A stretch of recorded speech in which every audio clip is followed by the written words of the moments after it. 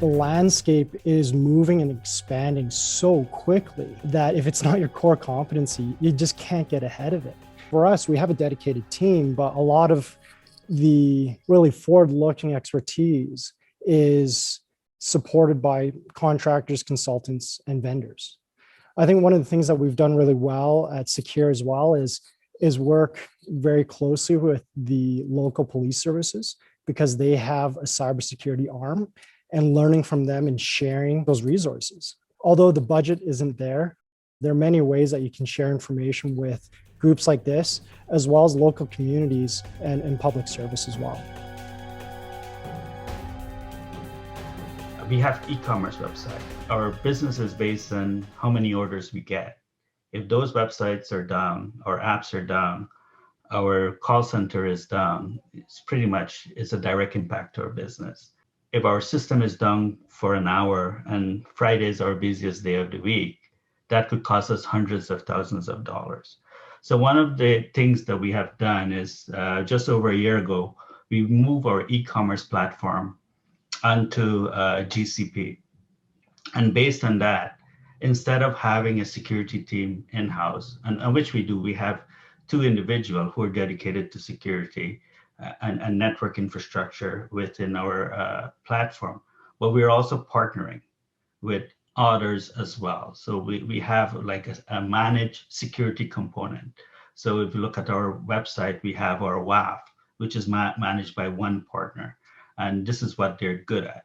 Another partner that have AI as part of their security platform. They manage the bot. They can determine telemetry. They can determine different way of attacks coming in and how they're coming in based on trending. And that's using lots of AI in the background. Our WAF is also using AI. And that's one of the advantage for us to have these third party working and managing these systems for us because they can provide the data.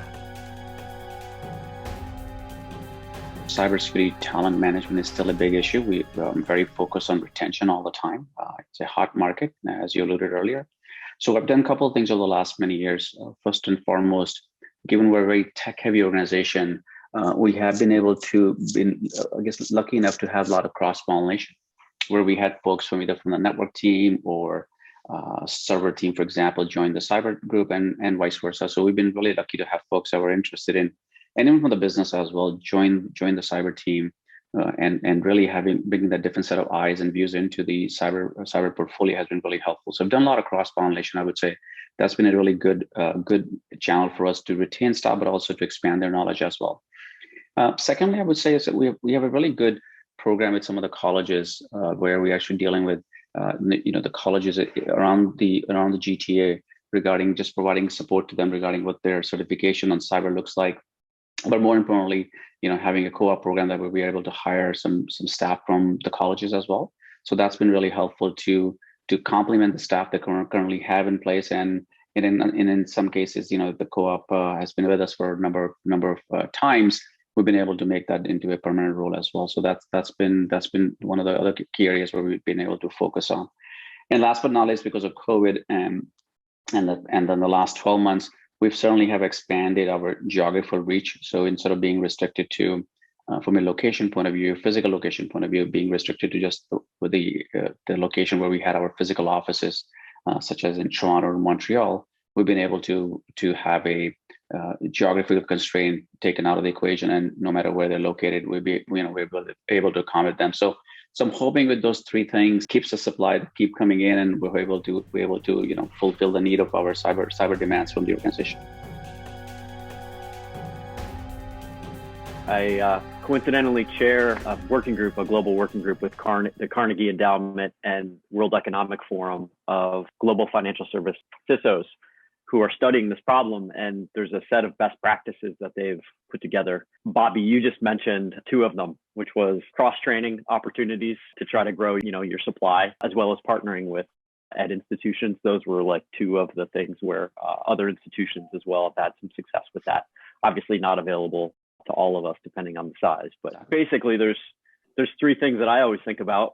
Retain the people that you do have. So don't shrink the supply. Try to keep it where it is. Obviously, very competitive market, tough to do, but competitive pay, growth paths, that was also a best practice that sounds like that you may have done as well, which is identify those paths for growth, give the employees a sense of skills development and where that could take them, give them that progression to help them see that long-term fit with the organization.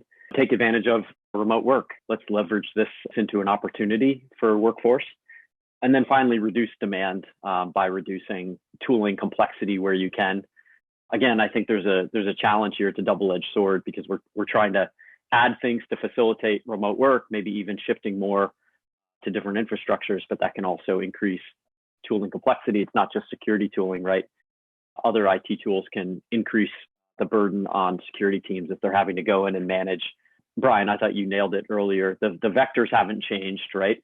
Misconfiguration, exploits, phishing, but the infrastructure has grown more diverse. So maintaining that zero trust posture can be really difficult, and that ends up putting a bigger burden on security teams.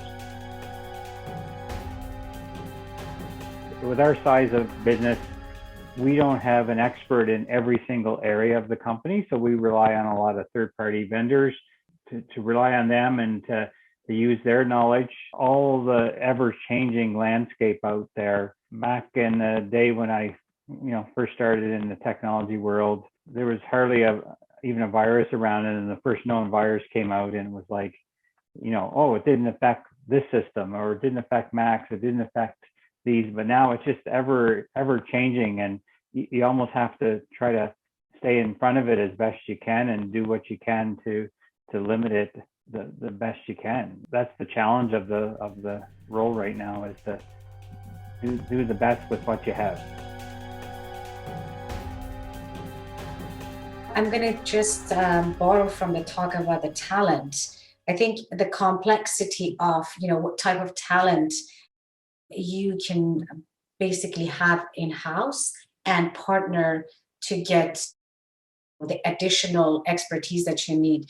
So just right balance is important. And for us, it has been always a mixture, but as we learned how everything is moving to a more sophisticated threat type of activities, we learned that we have to really think in more of a managed services in a better way. So we actually had to take it back and say, look, it's risk mitigation versus the cost of the cybersecurity. When you have those managed services and then they are detecting and they're doing things for you and they're helping you, you need to also have the infrastructure on your side to respond to those.